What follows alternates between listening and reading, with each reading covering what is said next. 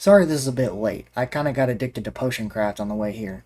Hello everybody, my name is Derange, the Crazy Red Top Hat, also known as your friendly neighborhood film critic. Enjoy this picture of Velma with shades I colored in while I talk for who knows how long. This is gonna be a video very different from my normal style. I am a man who likes to talk about movies, and I've embarked on a journey to watch every movie ever made. Or maybe just the good ones. So, in November of 2022, I began compiling a list of every movie I watched that year. The movies listed in this video are not in the order I watched them in, because I started counting late into the year. I will have a pinned comment with a timestamp to every movie I talk about in this video, in case you are just dying to know what I think about Morbius. While you're down there, why don't you leave a comment telling me what movie you want me to watch and cover sometime in the future if I do this again. Chances are, I will watch it. I have a lot of time on my hands. I will be rating these movies on a scale of 1 to 5 stars. Bad, mid, good, very good, and amazing. And I will give a bite-sized review. Contrary to what you may have heard, I'm not a film critic, I'm not a professional, and I don't have standards. So I'm gonna like a lot of movies that are probably considered god-awful. I'll try not to, but I am gonna spoil a lot of these movies, so be warned. And lastly, I demand you to remember that these are just my opinions, so if I say that Revenge of the Sith is the best Star Wars movie, you can't tell me I'm wrong. First movie, Spider-Man No Way Home, released 2021. This was the first movie I saw in 2022. I was of course riding the hype train for this movie, very excited to see Tobey and Andrew return as their Spider-Mans, and of course I was excited to see the introduction of the Spider-Verse into the MCU. While everybody knows this movie has a couple of problems, the biggest one being multiple documented instances of Peter Parker's existence, especially around the time the movie takes place, I think the movie is very good. It's a good team-up between Peter 1, 2, and 3, and it doesn't have to be a masterpiece, it's just a fun time. All the scenes with our Peters interacting are great, but aside from the fights, I think the best scene has to be right before the final fight at the Statue of Liberty, where they're just talking about the villains they fought, and they finally fix Peter 2's back. It's just a fun movie all around. Thor Love and Thunder, released 2022. I feel like this movie was overhated. Of course it feels like that with every Marvel movie that comes out now, but Thor 4 was good enough. It was overly jokey and kind of threw away Thor's character arc from the past 3 movies, which was just a dumb decision. But I can deal with that. I don't mind the jokes. I like to laugh. But the biggest sin this movie committed was killing off Gorr the God Butcher. I really do think, if done right, Gorr could have been the next overarching villain like Thanos, but because they were already setting up for Kang, they killed him off in one movie. I find this really strange because they cast a big actor like Christian Bale, and then give him one mediocre movie to be in. I was also incredibly disappointed that Gorr never made his way to the giant stadium in the sky and killed all the gods there. That would have made for a really cool scene, and then you can kill him off in one movie, because at least he got to butcher some gods. But no, they couldn't even do that. And for that, I say this movie is mid. Morbius, released 2022. Terrible movie. I would say the best part of the movie is near the beginning, where he first gets his Morbin powers and slaughters those guys on the boat with him. I think the special effects for his powers were done well, and it looks cool in that scene. Everything from there is downhill. The plot is dumb, the villain is dumb, I really don't like Morbius being an anti-hero, and that post-credit scene that tries to connect him to the MCU is just offensive. This movie is so bad. Doctor Strange in the Multiverse of Madness, released 2022. I was excited for this movie because it was riding off the coattails of No Way Home. The movie was entertaining for sure, but not a whole lot happened. I think the worst part of the movie is how they just threw away the ending of WandaVision. She had come to terms with her fake husband and fake children, and in this movie she's a villain because they don't exist.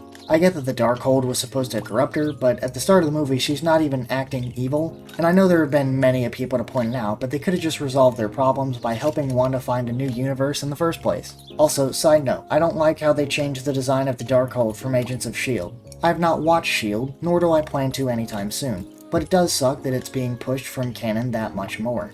I would say this movie is good, I just wish it had a bit more dimension hopping. The wackiest thing we saw was the paint dimension, and they were only there for a couple seconds. Werewolf by Night, released 2022. While this technically isn't a movie, there are more not movies in this list, so it probably cancels out in some weird way. Werewolf by Night is an hour-long special on Disney Plus and is a standalone story in the MCU, which is a rare enough thing to come by now. It's also more violent than a normal Marvel movie, which fits well with the spoopy theme of this Halloween special. I think this movie is very good.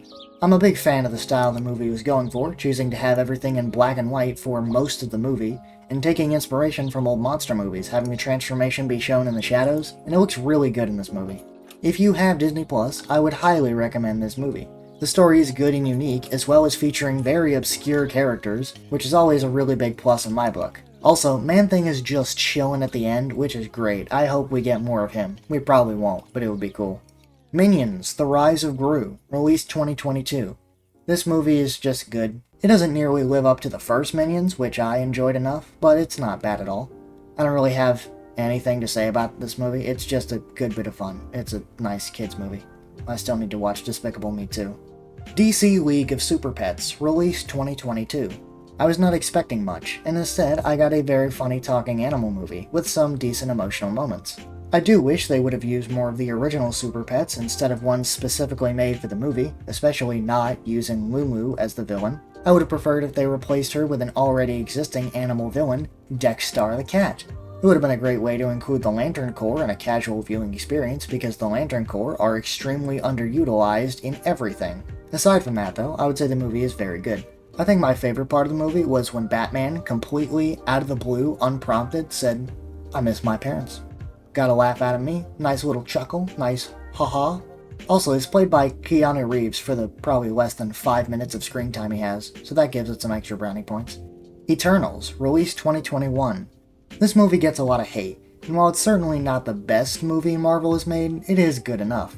I haven't watched Justice League, but from what I've heard, Eternals probably introduced a superhero team in 2 hours better than DC did it. I did find the characters likable, even if I couldn't remember any of their names, and still don't, so I guess that makes them just serviceable. The story could have been better, and it is really dumb that they cancelled anything to do with the Black Knight after teasing him in this movie, but I like Ereshkigal's design and his big statue in the middle of the ocean, so I'll try to give those a pass. I am very disappointed about the Black Knight though. I hope they change their mind.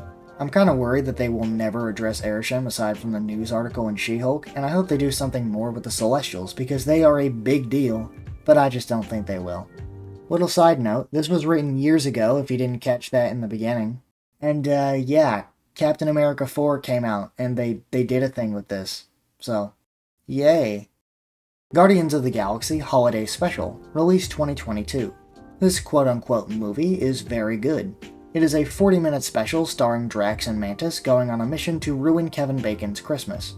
It has quite a few good jokes, and I expected this to be nothing more than a Kevin Bacon Christmas, but it actually did progress the Guardians story by revealing that Mantis is Star-Lord's sister, and probably has Kraglin fully taking over Yondu's role. Overall, it's just a fun movie with Mantis and Drax not knowing anything about humans and being dumb. And I only hope this leaves way for Disney to make a very Avengers Christmas. Turning Red, released 2022. Turning Red was a very good movie, and it was very funny.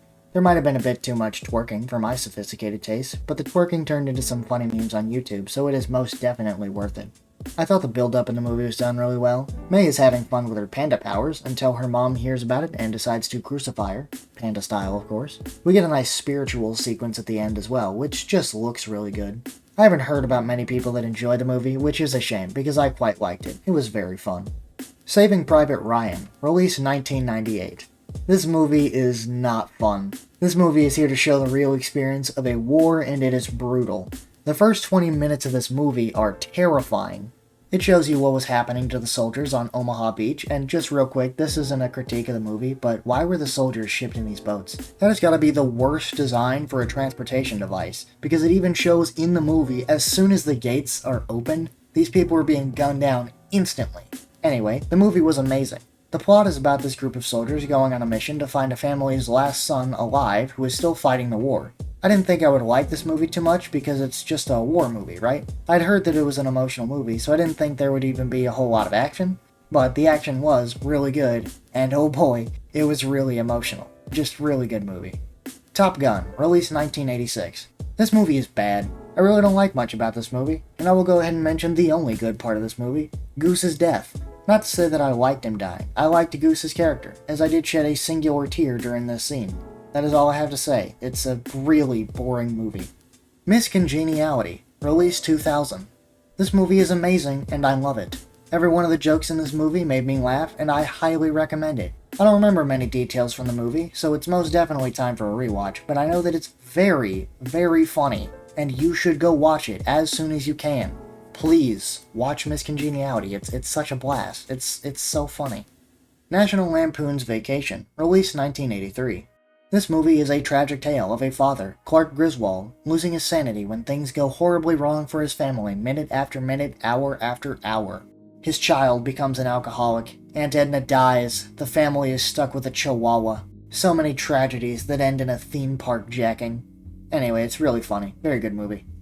Dodgeball, a true underdog story, released 2004. This movie is very funny. Peter LaFleur is a nice and funny character, and White Goodman is just ridiculous in every way. It's a very good movie, and staying true to its title, it's a pretty good underdog story. Two rival gyms compete to win a dodgeball tournament, and Peter with his team of losers ends up winning. Yahoo! I think the old man is tied with Goodman for being the funniest character, and it's just a fun movie overall. Star Wars: The Phantom Menace, released 1999. The first movie chronologically in the Star Wars franchise. What a good start. We got little Annie, little Obi, and everyone's favorite Sith Lord, Jar Jar Binks. I personally enjoy Jar Jar's delightful commentary and don't find him nearly as annoying as every other person on the planet. There are a lot of good things about this movie, but the best part of course has to be the lightsaber choreography. The fight with Darth Maul near the end of the movie is one of the best fight scenes in the series, only second to Anakin and Obi-Wan in Revenge of the Sith. This is definitely something the prequels do better than the OG trilogy, because movie making evolved quite a bit in 30 years. While Anakin's journey doesn't get a massive amount of development in this particular movie, it does have him leave Tatooine to explore the galaxy and start his wonderful story. This is a very good movie. Star Wars: Attack of the Clones, released 2002. The second movie in the prequel trilogy. It's good. It's a nice follow-up to Episode 1, and it advances the relationship between Obi-Wan and Anakin, which is what I live for. Of course, this movie has the iconic stadium scene on Geonosis, which I can remember shot by shot from all the LEGO games I played, and while most of the movie isn't as good as the first and third, it's still pretty good. Now let's move on to the best one.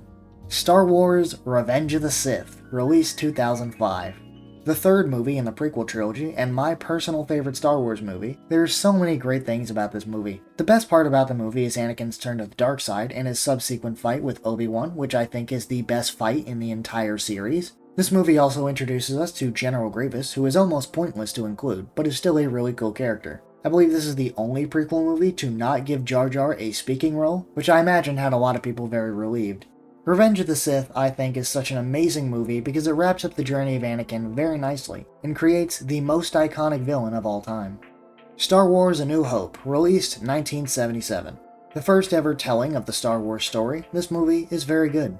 It's probably one of the greatest movies ever made, and it spawned an incredible franchise that I love, but I just find it to be a pretty basic story. Maybe that's just because this is pretty much the blueprint for a lot of stories at this point, but I feel like I've seen it before. As far as the actual movie goes, it's Star Wars. You know what Star Wars is. Han shot first, moving on.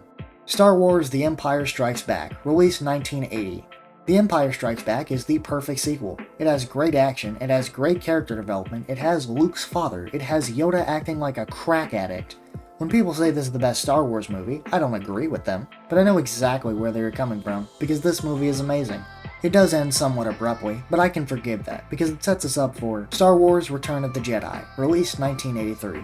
Another amazing movie, and the last movie in the original Star Wars trilogy. My top three would be Revenge of the Sith, Empire Strikes Back, and Return of the Jedi, and those last two are interchangeable, really. It's such a great movie that ties up the trilogy so well. I'm not really sure what else I can say about the OG trilogy because it's Star Wars. If you've been alive long enough to comprehend the words I'm saying, you know these movies are legendary. My reviews won't change any opinions on these movies because those opinions have been set in stone for nearly 50 years. Star Wars: Clone Wars, the 2D micro series, released 2003. So I never heard of this until I started watching the prequels. Apparently after Attack of the Clones, Cartoon Network was the first to bring the Clone Wars to life in a 2D animated show. Now I am not the biggest fan of the animation style they chose, but it works well enough, and General Grievous actually looks dope in this style, so it's got me hooked there. I'm actually really happy they provided a reason for General Grievous to cough all the time. It's not tuberculosis like I previously believed, but actually his ribcage was crushed by Mace Windu. Good old Sammy Jackson is just merciless in everything. Cutting off Jango's head, reverse electrocuting Darth Sidious, and now just not having a care in the world about someone's lungs as he crushes them like a soda can. Anyway, this is a good movie, and I say movie because on Disney Plus it's a two-parter. I only figured out while looking up when the movie was released that it was actually a series of 3 to 5 minute episodes released across 2 years. So we're just gonna ignore that? So finally moving on from Star Wars, we have Constantine, released 2005. This movie has Keanu Reeves in it. It's good. I know nothing about Constantine outside of Legends of Tomorrow, and I'm pretty sure this version has no similarities to any version of the character, which was probably disappointing to a lot of people, but I'm not basing it off of how accurate it is to the character, just how good of a magical movie it is. It does the job pretty well with good CGI, a somewhat interesting version of Hell and its demons, and Keanu Reeves is always a pleasure. I think the angel guy that appears near the end is kinda just there for no reason. I just wasn't a big fan of that. I do like the ending where Satan pulls the cancer out of Constantine's lungs. It's a cool looking effect, and it assures that our main character will continue for just a little bit longer. It's a movie I think is worth at least one watch. It's a good bit of fun, and if nothing, it makes for a decent mindless action movie. Venom: Let There Be Carnage, released 2021. So here's the thing. I am part of the minority that liked the first Venom movie. Frankly, I don't remember a whole lot of it, but I remember enjoying it, and I refuse to take off the rose-tinted glasses by watching it again. I did not like the second Venom movie. This is a bad movie. But let's start with the good. The movie has a couple of funny jokes, probably funnier than the first movie. The CGI is a lot better this time around, which is partly due to the movie not being black goo versus gray goo. Carnage looks fantastic. It's just such a shame he was in this instead of a good movie. And that's the positives. Moving on to the things I don't like. Oh boy. The movie acts way more comedic than it should. A couple of the jokes were funny, sure, but most of them were just bad or even annoying. Eddie moves around like a crack addict, and it gets really old really quick. The story feels like it takes a bunch of steps in the wrong direction in order to move in the right direction, such as in the beginning of the movie when Cletus bites Eddie. Eddie should not have been that close to the bars. It sounds like a dumb gripe to have at the movie, because the plot has to happen, but come on, the dude's a serial killer. Also, Venom should not be perfectly fine on his own. The whole point of him being a symbiote is to be symbiotic. He does not work on his own. That's just not how his species or character works. Side note, after doing more research, I found out this is part of the Quintar storyline, which is what the movie uses for the symbiote origin, which I am not a fan of, but at least it makes sense now. The last main issue I have is with Shriek. I thought she was a really cool addition to the movie because not only is she a relatively obscure character, like most of the other symbiotes, but her character had a really interesting contrast to Carnage, who was supposed to be her lover. And then they killed her. She was in the movie for 10 minutes, and she died by using her own power. I hate this movie, and I don't want to talk about it anymore. Demolition Man, released 1993. This is a very fun movie. John Spartan is a reckless cop that gets frozen in a cryo chamber and thawed out 40 years later to deal with his arch nemesis. The movie is funny just because of how peaceful society has become. Violence is non-existent and everybody essentially has childlike innocence, and then these two bozos from the 90s show up and start to ruin that. Simon Phoenix is comically evil, which is funny because Wesley Snipes himself is comically evil. It's also a pretty funny contrast to Spartan, who aside from just being a tad reckless, is very chill for most of the movie. It's a very good movie, and it's just really funny. I think I need to watch more Sylvester Stallone movies. Last Action Hero, released 1993.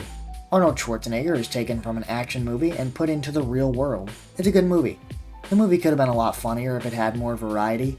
Most of the jokes don't come from the characters and their witty dialogue, but rather from movie tropes being disproven in the real world, which is funny, but I wish there was a bit more variety with the comedy.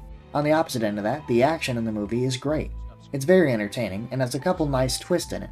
I especially like this one scene near the end of the movie where Arnold does not get shot because the Big Bad's revolver is out of ammo, only for him to actually get shot because he had just skipped a chamber. And of course, the mere presence of Senor Schwarzenegger is a pleasure to behold. Young Guns, released 1998. I think this is the first Western I have ever watched, and I was slightly more invested in the movie than I would have been since the main character is Billy the Kid, a notable rapscallion. Had it been anyone else, I don't think I would have been as interested. The movie does a good job of making each of its main characters likable, especially William the child. There's a really weird scene where our team of cowboys do some shrooms, and it's a good 10 minutes of nonsense. That definitely lasts for way too long, but other than that, it's got some really good moments. It's a good movie. Megamind, released 2010. What an amazing movie. So this is a movie I never watched as a kid. You'll see a couple more on this list with the same reason, and I gotta say, I probably would not have appreciated it. There's a reason I'm going back to watch a lot of these movies. I was a dumb, stupid little boy, so I could not appreciate the art that was Megamind. It's just really, really funny. Also, I was actually really surprised when Megamind ended up disguised as Metro Man. That was a fun twist. Metro Man has a wonderful charm to him, like if Superman was fueled by sarcasm instead of the sun. And when we get the flashback to the beginning of the movie, in terms of power scaling, it probably puts Metro Man at one of the fastest characters in fiction, so that's nifty. Doom Annihilation, released 2019. So I've got a couple problems with this movie. Problem number 1. It's one of the worst movies I've Problem number 1. It's one of the worst movies I've ever seen. Problem number 2. There is no problem number 2. This movie is bad. So I don't think it would be too hard to make a Doom movie correctly, right? Sure, the Doom games aren't known for their phenomenal writing, but that's the point. The Doomslayer can fit in any story as long as he has a shotgun and a demon to point it at. This movie does not have a Doomslayer. This movie has a female protagonist, which, female Doomslayer can't hurt, and I will say, near the end of the movie, I thought it might somewhat redeem itself with one cool final fight. She-Doom had her combat gear on, which looks more like Dwayne Johnson's Slayer gear, and she was equipped with a BFG. This amounts to her getting sent to a demon realm, with the first and only recognizable demon being the Imp. I do like how the Imp is portrayed, moving around exactly like they do in the newer games. The closest this movie got to resembling Doom is when the captain of She-Doom's team gets locked outside with demons surrounding him and proceeds to slowly fight them off with his pistol. Also, it's kinda hard to call them demons, considering they just act like zombies. I am quite the Doom fan, so this movie is just a massive disappointment. The Bad Guys, released 2022. So I went into this movie thinking it was going to be at least decent, because it was getting a whole lot of hype, and I tend to believe it when I see it when it comes to that. I love this movie. The animation is really nice, and I find it quite funny that despite being called the bad guys, they're only bad guys for maybe the first 15 minutes. The villain is a really predictable twist, but it works out well because it isn't a Disney-level plot twist that feels unearned. The main cast is extremely likable, especially Wolf, who has the most exaggerated swagger. The first part of the movie, where they're robbing the party, is really nice, and apparently this movie is based off a book. Not only one book, but 12. Wow. That has nothing to do with my review, I just thought it was an interesting tidbit. Amazing movie. Back to the Outback, released 2021. This movie is Australian, every bit of it. So these deadly animals are trying to escape a zoo, and they get to show this special little koala how crazy life can get as an exotic animal. Despite the animals being dangerous and supposedly scary looking in the movie, they just look really cute in animation. If I had to pick a favorite, the snake is close to being the best character because she is the lead of the movie, but I'd have to give it to the tarantula because he's just pretty funny. I don't have much to say really, it's a pretty basic animated movie. It's good. How the Grinch Stole Christmas, released 2000. Jim Carrey is a funny man. So this is a live-action retelling of the classic Grinch story, and while it could have been better, it was still good. Jim Carrey makes for an incredibly funny Grinch, and there are a lot of additions to the Grinch lore that, while dumb, are pretty funny, like the scenes with Baby Grinch. Now that I think about it, his Grinch costume reminds me a lot of Mike Myers as the Cat in the Hat, which was a fun movie, I don't care what anyone else says. Overall, this is a pretty good movie, and I hope we get more live-action Dr. Seuss movies in the future, although it's not likely considering this was made 23 years ago and has a 58% on Rotten Tomatoes. Elf, released 2003. No, I had never watched Elf before, but now I have, and it's amazing. So we got Will Ferrell playing a man who grows up thinking he is an elf. He then finds his biological father, and just the whole lot of wacky stuff happens. Like the awful candy spaghetti hybrid, that's a monstrosity.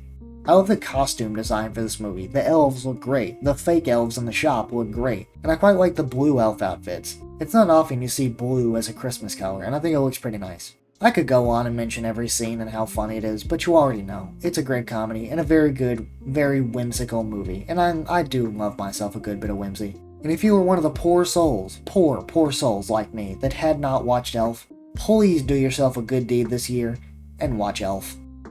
Spirited, released 2022. Do you know what would make an amazing movie? I'll tell you. Christmas movie with Ryan Reynolds and Will Ferrell. And it's a musical. I love this movie. It's unbelievably funny, but it also manages to have a bunch of serious and emotional moments. It's essentially Scrooge's story, but modern, and the Ghosts of Christmas are part of a big organization that love to sing. They did end up cutting out one of the earlier songs in the movie, which is a shame, especially since it was so good, but they did end up including it in the credits, so problem solved. All of the songs are great, actually, and who would have guessed that Will Ferrell and Ryan Reynolds are actually great singers? Go watch this movie, it is absolutely amazing. It is one of my new Christmas favorites. National Lampoon Christmas Vacation, released 1989. Clark Griswold is back, and this time he is driven to insanity from a different source, his family. Clark's family comes out for Christmas, and he finds out his children are shapeshifters because they look nothing like they did in the first movie. On top of that, he also has to deal with the possibility he won't get his Christmas bonus, which kind of fuels the whole movie and drives him further into insanity. Overall, it's a very good movie, and there shouldn't be much stopping you from adding this to your watch list this Christmas, aside from the fact that Christmas is past. Klaus, released 2019. So I was browsing Netflix looking for a movie to watch, and I come across this little animated Christmas movie I had never heard of called Klaus. I decided to give it a watch, and it was amazing. It's a very different take on the Christmas lore, with Christmas being started by a mailman who meets up with J.K. Simmons' Santa Claus. The mailman's doing it so he can get off this island he was sent to, while Mr. Claus is doing it to bring joy to the children. All the while, TF2 Red vs. Blue happens in the background. The mailman is essentially an elf, as he delivers Klaus's presents and lets children know of the naughty and nice list. There's some very nice character development displayed in this movie, with a couple cliché twists that I can easily overlook. Overall, fantastic movie that you should absolutely watch this holiday season. A Christmas Story Christmas, released 2022. The original Christmas Story is a classic, of course, and this movie is a wonderful follow-up 40 years later. The main character, Ralphie, is now an adult trying to give his kids a wonderful Christmas, and he becomes a criminal in the process. Truly heartwarming. The kids are a pretty fun part of the movie, but the best parts, of course, come from Ralphie, the OG. If you like the original movie, I think you'll like this one. It's very good. Prey, released 2022. I quite like the Predators. They are cool. So to see them get their start for hunting on Earth in tribal times is really cool. The main character is a girl called Naru, who is mocked by her tribe for being a woman. She wants to be a good hunter, but the men of the tribe think she would be better off as a gatherer. So the movie happens, and she tries to prove herself a good hunter against the predators of all things. Rough place to start. Very good movie, definitely worth a watch. Also, I just gotta give a compliment to the Predator's tailor. He's got some nice tribal drip and a skull mask that looks very cool. Hush, released 2016. This movie is about a deaf girl trying to survive a serial killer that is in it for the hunt. I really love seeing the designs that can come out of horror movie antagonists, so it is a shame that so early on in the movie our killer takes off his mask and never puts it back on. It was a nifty enough full white mask. I do wish he had kept it on longer, but him taking it off is a pretty big plot moment, so it works. There isn't much to the movie, as it takes place in one house the whole time with the main girl trying to escape. But it is very creative and amazing nonetheless, and I love this movie. Heavy spoiler on this part. Later on in the movie, the main girl dies, but it's actually a fake-out death, and she keeps dying over and over again as she imagines how she can escape. It's a real standout scene for me, and contributes to making it one of my favorite horror movies, up there with Halloween 2018. And speaking of, Halloween Ends, released 2022. I love the original Halloween, and I love the 2018 requel. Halloween Kills was kinda sloppy, but I was still excited. Let's talk about the good stuff. The opening of the movie and the end of the movie are great. The opening got me really excited because of how brutal it was. Sending a kid flying down a whole floor and having him bounce off the ground when he dies was actually pretty scary. And if not outright scary, then it was most definitely intense. The ending's good as well. We get a good fight between Laurie and Michael, and we finally get the end to Michael Myers, even if that ending only lasts for a couple years until they reboot it again. Now the bad stuff would be the rest of the movie. We barely got any Michael Myers, and instead it focuses on Corey as the main villain, and he ends up becoming a kind of sidekick to Michael later on. Corey was an interesting character, but I would have preferred if they would have used him in later movies if they were to continue the series. Overall, the movie is mid. It's not god-awful due to Michael's parts, but it gets pretty close. The Grudge, released 2004. I have not watched the other Grudge movies, so I don't know if this is better or worse than the original Japanese movies, but I will go ahead and say it was mid. For the most part, the movie was really confusing, with long periods of nothing happening and jarring time jumps when something did happen. The movie might possibly be better on a rewatch when you can catch on to the clues that are sprinkled throughout, or at least the last 10 minutes of the movie would have you believe they were sprinkled out. The tension throughout the movie is fine, and there were a couple moments with some pretty creepy imagery, but it's just too confusing to really enjoy. Till Death, released 2021. This is a very good movie that takes its sweet time to start. The movie follows an unfaithful wife having marital problems with her equally unfaithful husband. The first 30 minutes of the movie is spent building tension between the two as they go on a nice 11th anniversary date, and then the guy kills himself with his wife handcuffed to his body. It's a great movie that I don't really want to spoil too much, or at all, but they make the main girl into a really cool survivor type of character. Surprisingly enough, there were a couple good fight scenes, and the setup to get there is a whole lot of fun. I would highly recommend.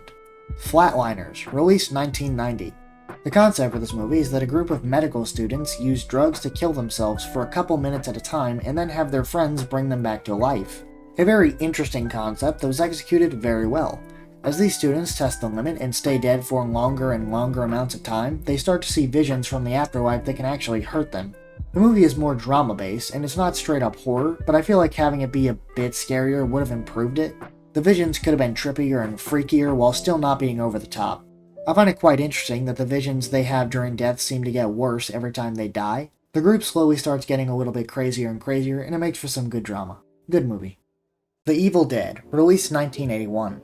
This movie is a lot slower paced than the other Evil Dead movies, but that isn't entirely a bad thing considering this sets up all the juicy lore. So Ash the Chosen One Williams and his friends go up to this cabin in the woods and read some mumbo-jumbo spell that summons the evil, and then lots of blood and gore happen. This movie might be the tamest of the franchise in terms of gore, but it's still pretty violent. The Deadites look a bit goofy in this movie, kinda just looking like cartoonish zombies, and there's a scene near the end of the movie once the Deadites are defeated where they start melting, and they have really well done stop motion effects with lots of blood. It's certainly a good, solid movie, and a good, solid start to the franchise. Evil Dead 2, released 1987. This is what I would consider to be the best Evil Dead movie, ignoring the reboots that I haven't seen yet. The movie's pretty funny, as you get to see Ash go insane with some wild camera angles. The scene where he's fighting his own hand is really funny, and he gets his chainsaw hand, which is iconic. He really becomes more of an action hero in this movie instead of the kinda weakling average Joe he was in the first. The story is pretty similar to the first. He is stuck in the same cabin with a different couple of people, although this movie starts off a little confusing by recapping the first movie, but with scenes reshot because they didn't have the rights to the first movie that they made because they switched studios. But they make it work out just fine, and it makes for a pretty groovy movie. Groovy, of course, meaning very good. Army of Darkness, released 1992. This is a really weird standout in the Evil Dead franchise because it barely counts as a horror movie. I would consider Army of Darkness to be an action comedy, which isn't a bad thing, because it has horror elements while also allowing the movie to be much funnier and kind of be its own thing. There's a scene where Ash has to fight a bunch of miniature Ashes, and they have a Gulliver's Travels type of battle, and the Deadites, instead of being violent, perverse demons that look like zombies, are just skeletons this time around, and skeletons are always funny. It's a very good, much more light-hearted Evil Dead movie, which makes for a very fun watch, and the ending 100% solidifies Ash as an action hero. The Texas Chainsaw Massacre, released 1974. I despise this movie. Bad movie. This movie is so slow and unbelievably boring and annoying. There's a part in the movie where our friendly neighborhood cripple Franklin is throwing a hissy fit and starts spinning on the ground for about 10 seconds. Nobody's around. It's not funny. It's just annoying, and I want the movie to move on. Leatherface is cool for the couple of minutes that he's on screen, and I think the family dynamic between the Sawyers worked somewhat well, with the dad being the more level-headed one, while the skinny dude is just straight up crazy. The ending, of course, is iconic, but those are really the only good moments in the movie. The rest of it's just absolutely awful, and I want to move on. Texas Chainsaw Massacre. I just call it the Netflix Chainsaw Massacre, released 2022. This movie is odd, because while being leagues above the original, it is still mid. This movie isn't very scary, but it more so plays into how goofy you can make a horror movie and still consider it a horror movie. Your main characters are influencers, so that's goofy enough. At one point, Leatherface does a move straight out of MKX by throwing a chainsaw, so that's pretty goofy. And then the entire scene on the bus, while really gory, is also really goofy. I think the one scene you could say is actually kinda scary is when Leatherface uses Insidious to hide behind a door and ambush this fellow with a gun. And then the girl who happens to be hiding under the bed in the same room tilts the mirror next to her in his direction so he can see Leatherface. It's my favorite scene in the movie, or I think it's the most well done scene. Any of the goofy scenes in the movie could be my favorite. Like maybe the bus scene, that was fun. Anyway, it's not a great movie, but it's certainly a fun enough time. Tales from the Crypt Demon Knight, released 1995.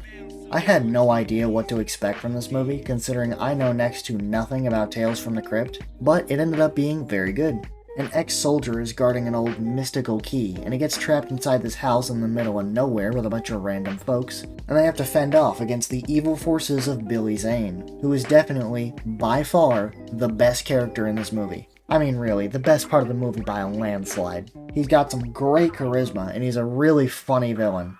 The opening for the movie is nice, because you get to see the Crypt Keeper in live-action glory, and he's voiced by John Kasser, the same guy who voices the Keeper in the original show I haven't watched.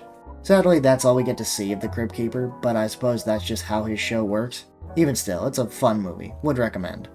Friday the 13th, Part 3, released 1982. This is quite the good slasher movie. Apart from the gimmick of recording everything for 3D glasses, there's nothing really wrong with this movie. Jason gets his iconic hockey mask, all the characters are actually likable, and all these likable characters die with some of the best and most iconic deaths in the franchise. I would put this on par with Friday the 13th Part 2. I think they are both solid slasher movies. But now, we move on to a terrible slasher movie. Friday the 13th Part 4, The Final Chapter, released 1984. I was expecting good things from this movie. We have the introduction of Tommy Jarvis, quite the important character, and he's a little freak that likes to make masks. Cool enough, even if I don't believe that a 12-year-old can make Hollywood quality masks. Tommy's babysitter is cool too. I think she's one of the more likable characters in the series.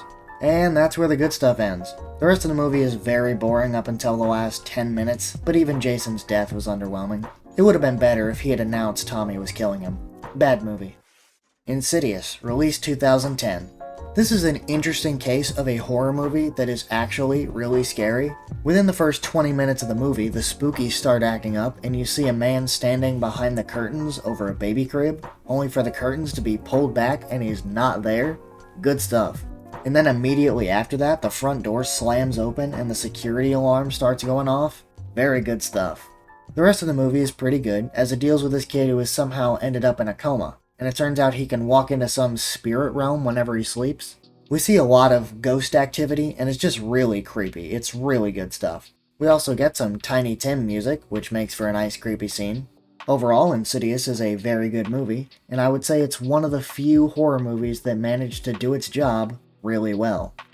It Chapter 1, released 2017. I loved this movie. Part 1 deals with our main characters, the Losers Club, as children, and they are all quite likable. The parents and all the other adults, however, are all either completely crazy or tremendous douchebags. It's kind of strange to me that these kids seem like the only normal ones in the entirety of Derry, because you look at Henry Bowers as a straight-up psycho as a teenager, which is weird because he's only a couple years older than the Losers. I don't know if this was a big part of the book, but I really like that they didn't keep the kids in a group throughout the movie, and instead explored each way that Pennywise preys upon these kids, which I think was done better than the old miniseries, but that's probably just preference. I think Bill Skarsgård is a fantastic Pennywise, better than Tim Curry, even though he looked like an actual clown. Overall, it's an amazing movie, but I was slightly disappointed with the lack of battery acid. I really wish they had included that in some way. It Chapter 2, released 2019. A follow-up that's not quite as good as the original, but not too far off. This time we focus on the Losers 27 years later, and they are all still cool characters. Except for Stan, he's not here this time. This movie puts more emphasis on the relationship of the characters, which was built up really well in the first movie, and they have to figure out how to get rid of Pennywise for good. Beverly is kind of the main character of our main characters because she had nightmares about everyone's death due to her exposure to the deadlights. I think across the two movies, Beverly was done really well, and I think she's probably the most well-written character. For the most part, I do like this movie just as much as the first one, although the kids were more entertaining because they were more energetic and their bonds were nice and freshly made. Plus, this movie has a really weird ending where they bully Pennywise to death. I think the general consensus is that this ending sucks, but I don't mind it too much, even if it is really goofy. I think it's a good enough show of their power over him. Chapter 2 is a very good follow-up to the first movie. Plus, Stephen King makes a cameo, which is nice. The Boy, released 2016. This is quite the interesting movie. So this nanny is called by an elderly couple known as the Heelshires to babysit a young boy by the name of Brahms. And it turns out that this boy is a doll. He has a set of rules that must be followed every day to keep him happy. If these rules are broken, bad things happen. So the rules get broken, and bad things happen. The usual haunted doll shenanigans start happening, like Nanny hearing voices and seeing Brahms appear in places she's sure she hadn't left him. Pretty stereotypical stuff, but it's executed perfectly fine, no complaints. Things really start to get interesting once Nanny's aggressive ex-boyfriend found out where she was staying because he's come to harass her and make her have a harder time near the climax of the movie. There's a big twist that I could give away since I made that spoiler disclaimer a while ago, but I won't.